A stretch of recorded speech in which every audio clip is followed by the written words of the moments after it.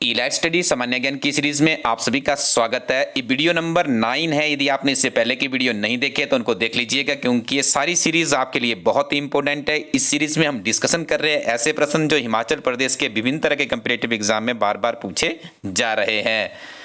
आज का पहला प्रश्न है, हरिपुर इस राजसी राज्य की राजधानी थी। देखिए, हरिपुर किस राजसी राज्य की राजधानी थी, ये आपको यहाँ पे बताना होगा। चार ऑप्शंस आपके सामने है और इसका सही उत्तर आपको बता दें। इसका सही उत्तर है गुलेर। याद रखिएगा, ये जो हरिपुर थी ये क्या था, गुलेर राज्य की राजधानी हुआ करती थी। अगला प्रश्न है, शोभा सिंह आर्ट गैलरी स्थित है। देखिए, शोभा सिंह एक आर्टिस्ट थे, काफी जाने माने आर्टिस्ट थे। हिमाचल प्रदेश में यदि आर्ट की दुनिया की बात की जाए तो शोभा सिंह का नाम आता है। You have 4 options, Andretta, Paonta Sahib, Palampur या फिर नगर। तो इस प्रश्न का सही उत्तर है ऑप्शन ए, अंद्रेटा। अंद्रेटा आपको याद रखना होगा। देखिए, जो स्थल यहाँ पे बताया गया है ये सारे स्थल इंपोर्टेंट है। देखिए, पालमपुरी को चाय नगरी के नाम से जाना जाता है, जिला कांगड़ा में ही स्थित है। पोंटा साहिब में एक बहुत ही ऐतिहासिक गुरुद्वारा है, गुरु गोविंद सिंह जी की स्मृति में इसका निर्माण किया गया है। काफ़ी फेमस जगह है सिरमौर में। और उसके बाद नगर है। देखिए, नगर है आपका हिमाचल प्रदेश में कुल्लू जिला में पड़ता है, ऐतिहासिक स्थल है, तो ये भी आपको याद रखना है। और अंद्रेटा कहाँ पर पड़ता है, ये भी आपका जिला कांगड़ा के अंतर्गत ही आता है। यहीं पर शोभा सिंह आर्ट गैलरी को बनाया गया है। हिमाचल प्रदेश विश्वविद्यालय के प्रथम कुलपति कौन थे। 4 ऑप्शंस है। देखिए, किस तरह की क्लोज ऑप्शंस एग्जामिनर डालते हैं, तो ये देखिए आपको आप भांप ही नहीं पाएंगे कि कहाँ इसका उत्तर है। तो आपको अच्छे से अपनी पढ़ाई करनी होगी, हमेशा याद रखिएगा। आर के सिंह, आर के सिंह का नाम आपने याद रखना है। आर के सिंह हिमाचल प्रदेश विश्वविद्यालय जो शिमला में अवस्थित है, शिमला के समर हिल जगह में अवस्थित है, ये आपको याद रखना है। अब देखिए, आपसे या तो प्रथम पूछा जा सकता है या तो फिर आपसे ये पूछा जाएगा कि वर्तमान में कौन है। तो ठीक है, जो वर्तमान में है वो सत्यप्रकाश बंसल जी है, एसपी बंसल जिनका नाम है। देखिए, वो आपको याद रखना है। जो हिमाचल प्रदेश का केंद्रीय विश्वविद्यालय धर्मशाला में है उसके भी चांसलर है, उसके भी कुलपति है। एडिशनल चार्ज इन्हें वर्तमान में दिया गया है हिमाचल प्रदेश विश्वविद्यालय शिमला का भी। तो ये भी आपको याद रखना है। दोनों प्रश्न आपके क्लियर होने चाहिए। हिमाचल प्रदेश के किस जिले में मिंजर त्योहार मनाया जाता है। जब भी मिंजर शब्द आए तो आप इसको एकदम से चंबा के साथ, देखिए चंबा में भी यहाँ पे देखिए ऊपर यदि आप देखेंगे तो बिंदी लगती है, मिंजर में भी। आप इस तरह से इन प्रश्नों को याद कीजिए। बहुत से बाहरी राज्य के अभ्यर्थी भी हिमाचल प्रदेश में अपनी इस तरह के कम्पिटेटिव एग्जाम में अपनी प्रेजेंस देते हैं, तो उनको देखिए याद करने में काफ़ी डिफिकल्टीज आती है। तो आप हमेशा याद रखिएगा, चंबा ये जो मिंजर त्योहार है, ये मिंजर मेला भी मनाया जाता है, चंबा में ही है, काफ़ी फेमस है, अंतर्राष्ट्रीय स्तर का इसका दर्जा है। देखिए, यहाँ पे बिलासपुर भी ऑप्शन में दिया गया है। यहाँ पे त्योहारों और मेलों की बात चली है तो बिलासपुर का नलवाड़ मेला काफ़ी फेमस रहता है। किन्नौर का फुलेस मेला है, ये काफ़ी फेमस रहता है। और उन्ना में देखिए डाडा बाबा के नाम से वहाँ पे भी एक ऐतिहासिक स्थल है, वहाँ पर भी मेलों का आयोजन चला रहता है। अगला प्रश्न है, कुल्लूत देश की कहानी के लेखक कौन है। कुल्लूट देश की कहानी, देखिए यहाँ पे आपको थोड़ा सा ध्यान रखना होगा। कई बार एक कुल्लूट भी लिखा होता है, तो याद रखिएगा कुल्लूट देश की जो कहानी है इसके लेखन का कार्य किया है लालचंद प्रार्थी जी के द्वारा। अब आपको एक और चीज याद रखनी है, कुल्लू में ही एक कला मंच है जिसका नाम है लालचंद प्रार्थी। बहुत बार ये प्रश्न भी पहले पूछा गया है कि हिमाचल प्रदेश के किस जिला में लालचंद प्रार्थी कला मंच अवस्थित है, तो उसका उत्तर आप करेंगे कुल्लू। सतलुज नदी कहाँ से उत्पन्न होती है। राक्सताल, रिवाल्सर या फिर रोहतांग दर्रा या फिर भीम गासूत्री। तो इसका सही उत्तर है सतलुज नदी हिमाचल प्रदेश में राक्सताल से उत्पन्न होती है। देखिए, ऑप्शनों के आधार पे आपको चलना है। कई बार मानसरोवर भी लिखा होता है, मानसरोवर झील, तो आपको मानसरोवर झील करना पड़ेगा। जैसे एग्जामिनर ने ऑप्शन दी है वैसे ही आपको आगे बढ़ना होगा।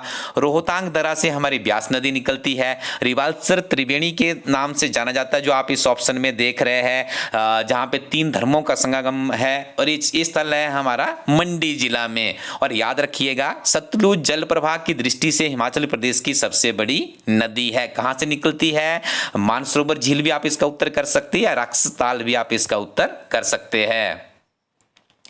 अगला प्रश्न है, भृगु झील हिमाचल प्रदेश के निम्न में से किस जिले में स्थित है? भृगु झील, देखिए भृगु से आपने याद रखना है कुल्लू। भृगु झील कहाँ पे है? कुल्लू में है।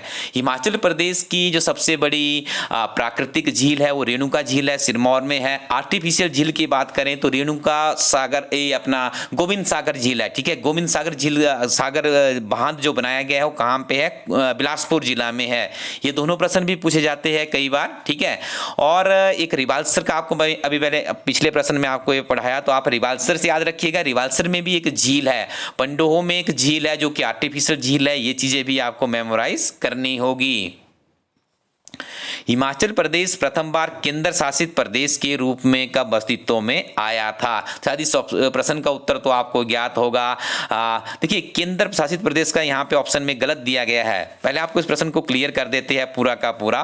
15 अप्रैल 1948 को हिमाचल प्रदेश बना था। तो यहाँ पे देखिए हिमाचल प्रदेश अस्तित्व में कब आया था, इस तरह से प्रश्न होना चाहिए। ये शब्द यहाँ पे नहीं होना चाहिए, केंद्र शासित प्रदेश। तो आपका इसका ऑप्शन ये सही उत्तर हो जाएगा। उसके बाद देखिए हिमाचल प्रदेश में क्या होता है, 1956 के आसपास हिमाचल प्रदेश केंद्र शासित प्रदेश बनता है। और उसके बाद 1 नवंबर 1966 हिमाचल प्रदेश में एक बहुत ही महत्वपूर्ण दिन है। देखिए आपको याद रखना होगा, 3 तिथियां भी यहाँ पे हम आपको मेमोराइज करवाएंगे। 15 अप्रैल को हिमाचल दिवस मनाया जाता है, ये आप याद रखिएगा। अब देखिए यहाँ पे 1 नवंबर आपको क्यों इंपॉर्टेंट बताया जा रहा है। देखिए 1 नवंबर 1966 को क्या हुआ था, हिमाचल प्रदेश के जो पड़ोसी राज्य है पंजाब और हरियाणा, जो उनका पहाड़ी क्षेत्र था उसका विलय हिमाचल प्रदेश में कर दिया गया था। तो 1 नवंबर को हम हिमाचल प्रदेश में पहाड़ी दिवस भी बनाते हैं। अब तीसरी तिथि आप देख रहे होंगे 25 जनवरी 1950। तो आप यहाँ पे देखिए हमारा जो संविधान था वो कब बना था, 26 जनवरी 1950 को लागू हुआ था। लेकिन जो हमारा हिमाचल प्रदेश बना था, जो पूर्ण राज्य का इसको दर्जा दिया गया था, वो दिया गया था 25 जनवरी 1971 को। तो 25 जनवरी को हम हिमाचल प्रदेश में पूर्ण राज्यत्व दिवस मनाते हैं। फुल स्टेटहुड जो हमें मिला था 25 जनवरी को मिला था। ये प्रश्न निश्चित तौर पे विभिन्न तरह के एग्जाम में पूछे जाते हैं, अच्छे से आप वीडियो को सुनते रहिए।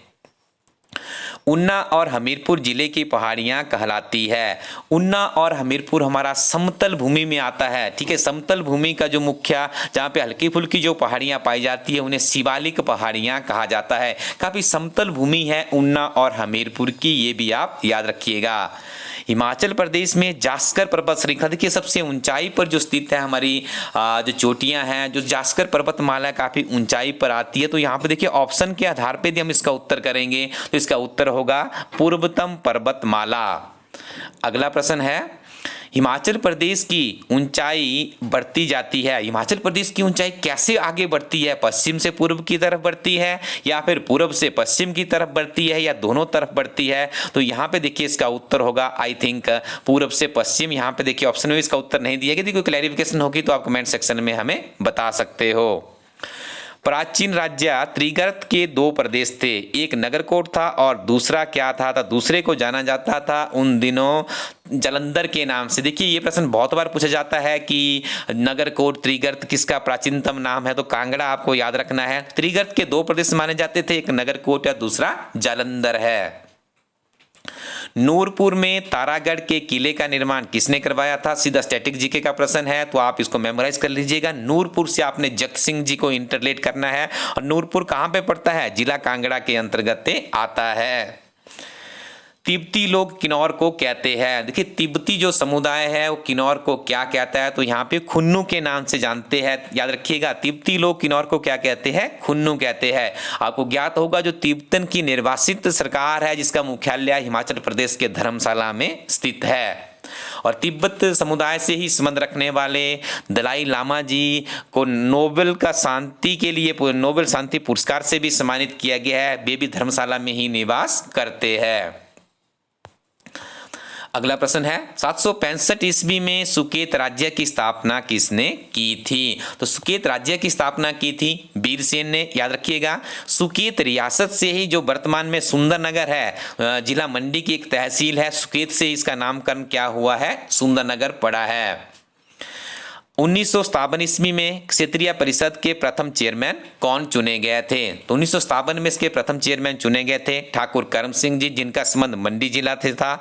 मुख्यमंत्री की दौड़ में रहे थे मंडी जिला से करम सिंह जी थे। उसके बाद सुखराम पंडित सुखराम जी रहे, उसके बाद फिर कौल सिंह जी रहे, अंततः उसके बाद श्री जयराम ठाकुर जी आते, लेकिन वो मुख्यमंत्री बनने में सफल भी हुए हैं। अगला प्रश्न है, डैश के तिब्बतियों को भोट नाम दिया गया है? देखो कहाँ के तिब्बतियों को, तो इसका सही उत्तर होगा पांगी के तिब्बतियों को भोट के नाम से भी जाना जाता है। पांगी हमारा जनजातीय क्षेत्र है जो कि चंबा जिला के अंतर्गत आता है। सूर्य मंदिर स्थित है नगर, बुसहर, नीरथ या फिर गसोटा? तो सूर्य मंदिर हमारा नीरथ में स्थित है जो कि सूर्य भगवान को समर्पित है। सैनन पावर हाउस का इंजीनियर कौन था? सैनन या सानन भी कई बार पूछा जाता है, हिंदी में काफी त्रुटियां देखने को मिलती है। एग्जामिनर साहब एजीटी हमारी टीम उसको प्रिंट करने का प्रयास करती है। सानन पावर हाउस, तो सानन पावर हाउस के इंजीनियर थे बीसी वैटी। कौन थे? बीसी वैटी थे। सानन पावर हाउस है कहां पर, यह भी आपको याद रखना है। ये जोगिंदर नगर जिला मंडी में पड़ता है, ये आप याद रखिएगा। देखिए इसका जो प्रोजेक्ट का कार्य था आई थिंक 1925 के आसपास इसका शुरुआत की गई थी और 2025 में प्रोजेक्ट खत्म होगा। इसका जो मैनेजमेंट है पंजाब सरकार के द्वारा किया जाता था और 1925 के बाद हिमाचल प्रदेश सरकार को अब सौंपा जाएगा।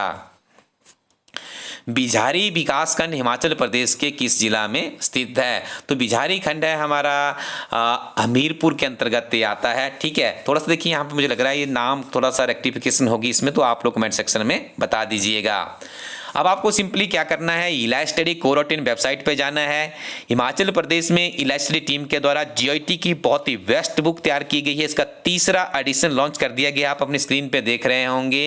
ये एक ऐसी किताब है जो हिमाचल प्रदेश में यदि आप +2 पास है तो आप जीआईटी के लिए अप्लाई कीजिएगा। और ये किस किताब के माध्यम से हजारों की संख्या में विद्यार्थियों ने इस परीक्षा को क्वालिफाई किया है। अंग्रेजी और हिंदी दोनों माध्यम में अवेलेबल है। कुछ लिमिटेड कॉपी जिस किताब की शेष बची है तो आप इलाज स्टडी कोरोटिन वेबसाइट में करके जल्दी से ऑर्डर कीजिएगा। इंडियन पोस्टल सर्विसेज के माध्यम से किताब आपके घर पहुंचेगी। नियमित रूप से पढ़ते रहिएगा, निश्चित तौर पे आपको सफलता मिलेगी। इस पढ़ाई के दौर में अच्छी किताबें और अच्छे दोस्ती आपको आपके मार्ग तक पहुंचाने के लिए सही साबित होगी। इसका चयन आपको ही करना होगा। Thank you very much, keep watching इलाज स्टडी यूट्यूब चैनल।